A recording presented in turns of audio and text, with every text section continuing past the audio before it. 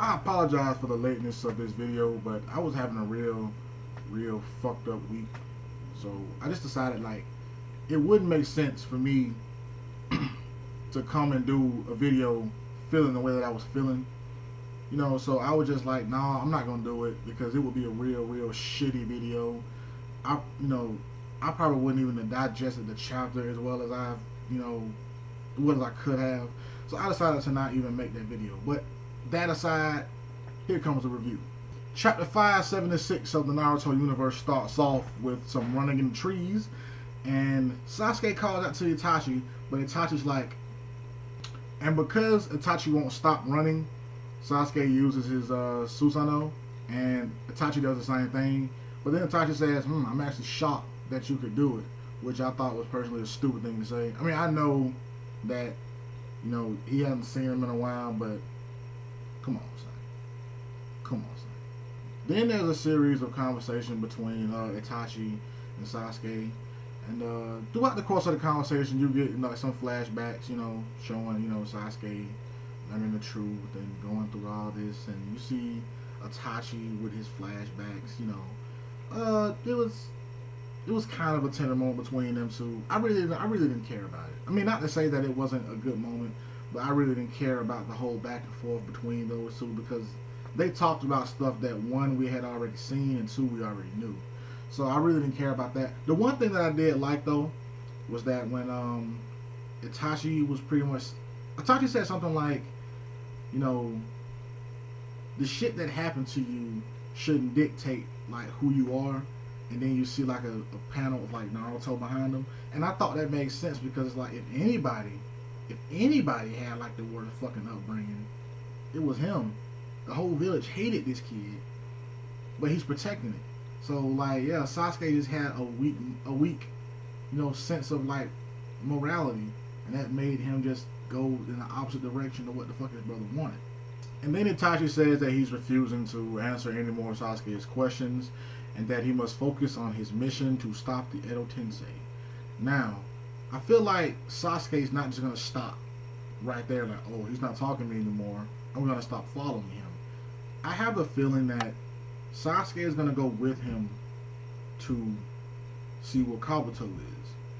Now, that being said, two Uchiha versus one Kabuto would get his ass handed to him.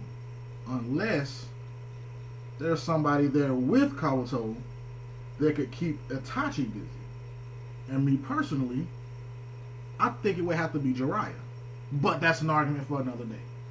The scene then cuts to Madara and the five Kage, and he decides to ask Tsunade if she's related to the guy who is now his nipple. She says, so what if I am? And then Madara says, I'm gonna kill you first.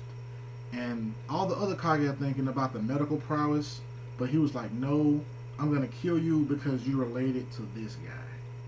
Because you're related to the first Hokage, you're gonna be the first one that I strike down. And then he goes on to berate Tsunade. He's saying your medical prowess isn't like the first Hokage's. He can heal himself without, the use of a scroll and hand signs and all that shit.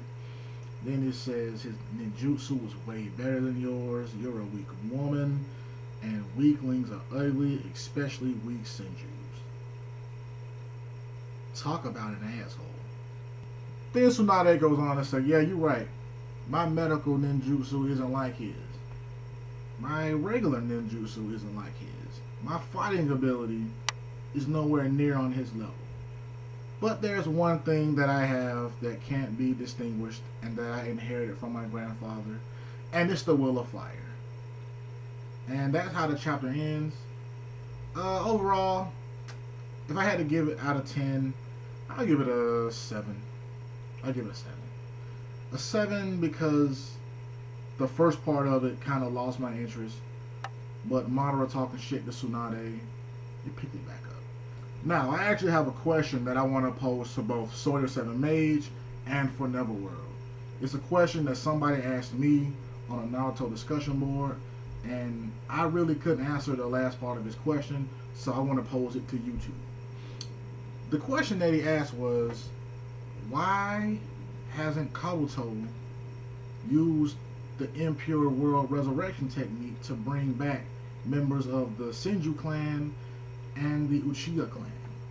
And I answered, the Senju clan thing is like, that's more than anything, that one was a creator issue. We don't know any other Senju, besides the ones who actually have been mentioned. The first Hokage, the second Hokage, Tsunade, her brother. It hasn't been too many that's been actually mentioned by name, so we don't know. But the Uchiha clan thing, it kind of threw me for a loop because, yeah, there was plenty of blood laying around, and that would shift the momentum in the favor of the villains, so to speak. And from what we've been reading about this war the whole time, it is an issue of the Uchiha hatred versus the Senju of the Fire. So that would make sense to bring back those respective clans. I'd like to ask you guys, why hasn't this been done? What's your opinion on this? Thank you guys for watching, man. Like I said before in one of my other videos, I just gotten over 100 subscribers, and I want to thank you all for pushing that subscribe button. If you could leave a like or even a dislike if you hate me, that's cool too. I will see you guys next Wednesday, and thanks for watching.